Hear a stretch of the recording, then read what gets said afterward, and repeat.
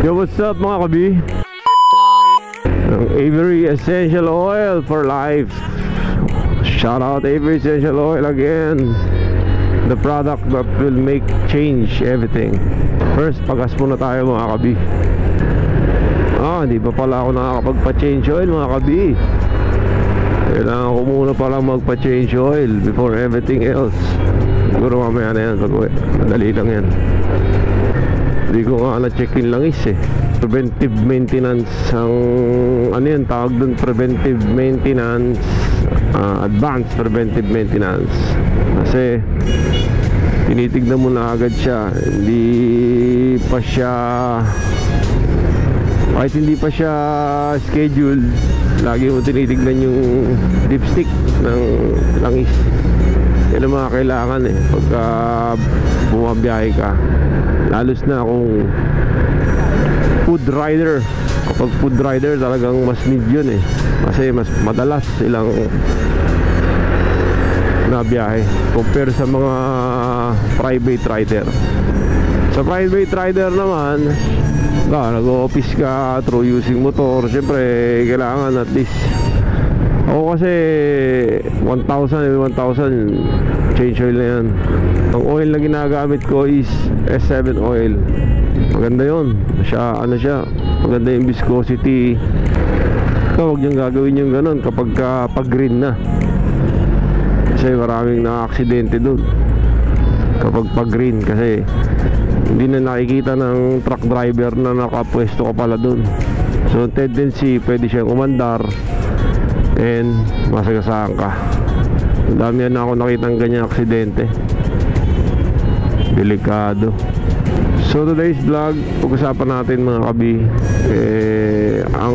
kung ano ba yung mga 5 things, 5 bagay na dapat na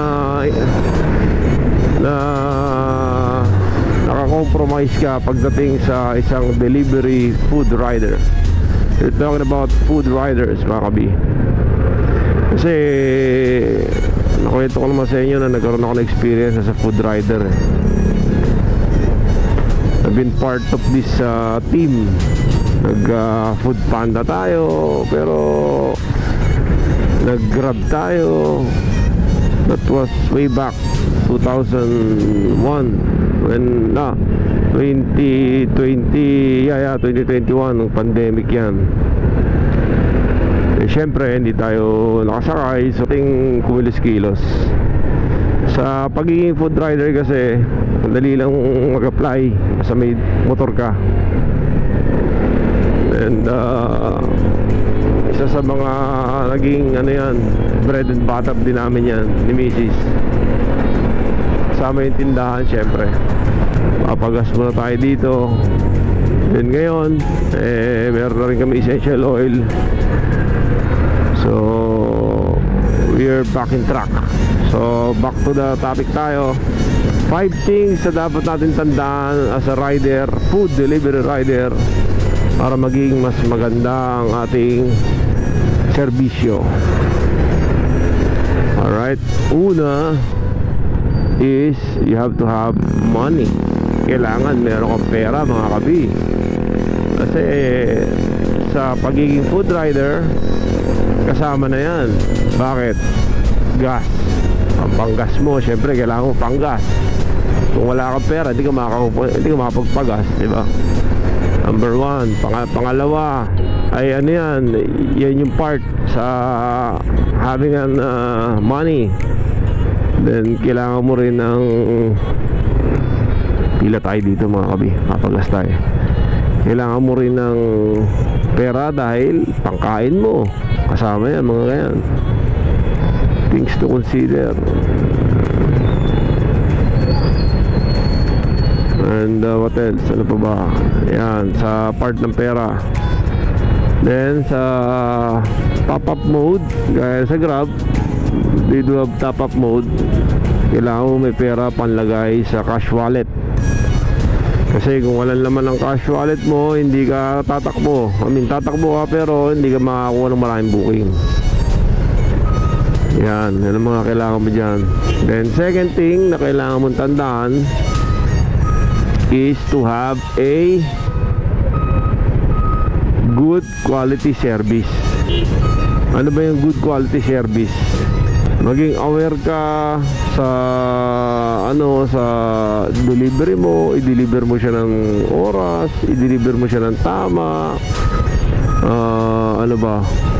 Kasi based on my experience, ayun ang nakita kong I make sure na yung pagkain na kinuha ko sa merchant na dinideliver ko, before I dispatch, chinecheck ko yan. Kasi mahirap naman kasi kung babalik ka pa and malayo, halimbawa for example, malayo yung na-pick up mo, then malayo yung delivery site, ako delikado kung babalik ka pa. Kaya ako hanggat maaari talagang minimake sure ko na yung pagkain na dala ko, alam kong yun yung in-order at yun yung i-deliver ko. Kasi kapag ayun, kagaya nga sabi ko, nagkamali ka ng isa, kasi nangyayari din yun, nagkakamali ka ng pick up hindi na tinitignan ni merchant yan ni dispatcher basta once nakalapatong na yun, bahala na kayo kung kuhanin ninyo, kung gusto ninyo kuhanin. Uy, talagang pipinahan ako ni kuya. Tapos next thing you need to have is patience. Kailangan mahabang pasensya mo as a delivery rider, mga kabi. Kasi as a delivery rider, yan ang mo dyan, yan ang baon mo dyan, pasensya talaga. Bakit? Unang-una sa traffic pa lang mabigat na, so heavy na yan. So kung wala kang pasensya, pwedeng madisgrasya ka talaga and yung pasensya mo rin sa customer, minsan kasi wrong pin na, sila pa galit. Ganyan yan, mga ganyan, may mga ganyan. Then may mga iba naman talagang hindi nila alam. Kasi once you arrive to the client and gusto mo tulungan, gusto mo ituro, pagturo mo, talagang hindi nila alam. May mga ganon, nangyayari yun, mga kabi.